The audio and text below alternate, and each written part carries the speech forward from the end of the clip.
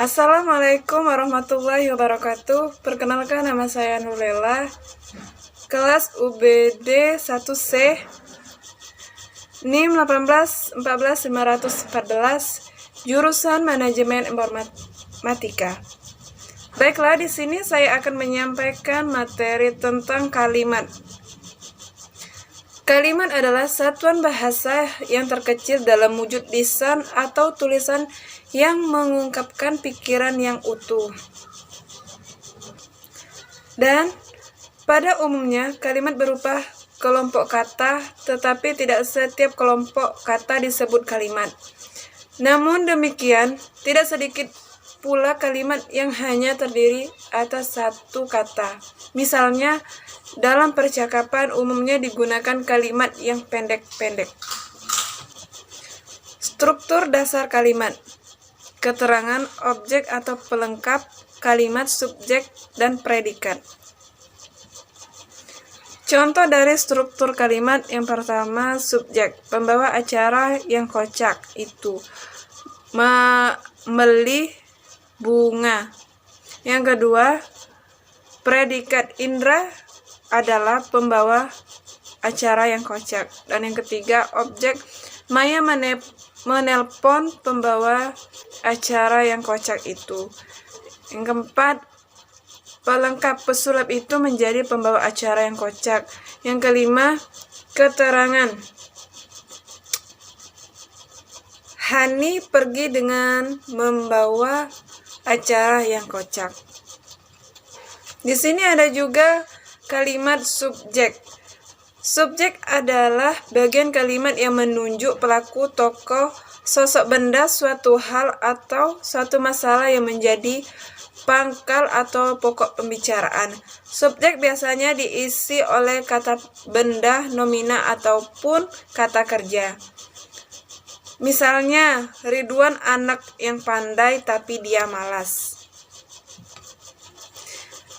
Ciri-ciri struktur kalimat subjek.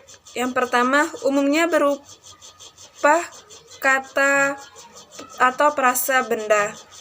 Yang kedua, ada pula yang berupa kata kerja. Yang ketiga, terletak di depan predikat. Contohnya, ibu sedang memasak daging. Matanya sipit, membaca adalah hobinya sejak kecil. Berjalan kaki menyehatkan badan. Membangun jalan layang sangat mahal. Di sini ada juga kalimat predikat. Predikat adalah kalimat yang memberitahu melakukan tindakan apa dalam keadaan bagaimana.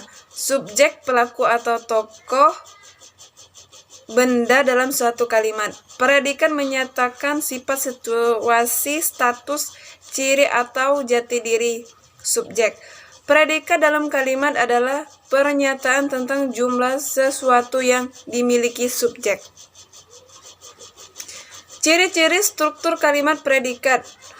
1. Umumnya terletak pada setelah subjek, diisi oleh kata kerja. Yang ketiga, ada pula kata benda, kata sifat, dan frasa depan. Contohnya, Santi menggoreng ayam. Yang kedua, kuda berlarian di padang rumput.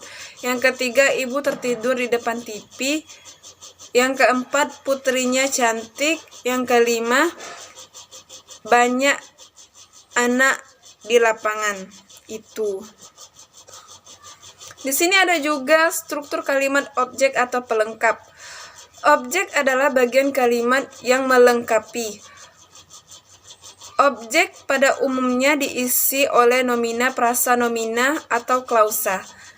Letak objek selalu di belakang pelengkap yang berupa verba transitif, yaitu verba yang menuntut wajib hadirnya objek. Sedangkan pelengkap adalah bagian kalimat yang melengkapi. Letak pelengkap umumnya di belakang predikat atau objek. Contoh dari struktur kalimat objek atau pelengkap. Objek, contohnya Anita membaca buku. Yang kedua, Anita dibaca Anita. Yang ketiga, Anita membacanya. Sedangkan contoh dari pelengkap, yang pertama, adik bermain game. Yang kedua, Runa membelikan saya makan siang. Struktur kalimat keterangan. Keterangan. Unsur kalimat yang fungsinya menerangkan seluruh fungsi yang ada di dalam suatu kalimat. Ciri-ciri kehadirannya bersifat mana suka. Yang kedua, letaknya bebas. Yang ketiga, umumnya didahului kata depan. Jenis keterangan, waktu, tempat, tujuan, cara, penyerta, alat, simulatif, penyebab. Yang terakhir, kesalingan. Contoh dari struktur kalimat keterangan. Yang pertama, sebentar lagi mereka datang. Si manis keluar dari dalam karung. Yang ketiga, guna menurunkan inflasi, kita perlu mengencangkan ikat pinggang. Yang keempat, dengan tegas ia menolak suap itu. Yang kelima, Pak Hasim berangkat ke Mekah tanpa istrinya. Yang keenam, saya memasak nasi menggunakan rice cooker. Yang ketujuh, berpikirlah seperti orang dewasa. Yang kedelapan, karena kelakuan anaknya, orang itu menjadi miskin.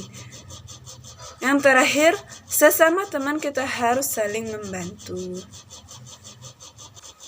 Sekian materi yang saya sampaikan.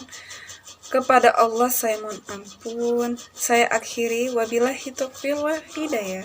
Wassalamualaikum warahmatullahi wabarakatuh.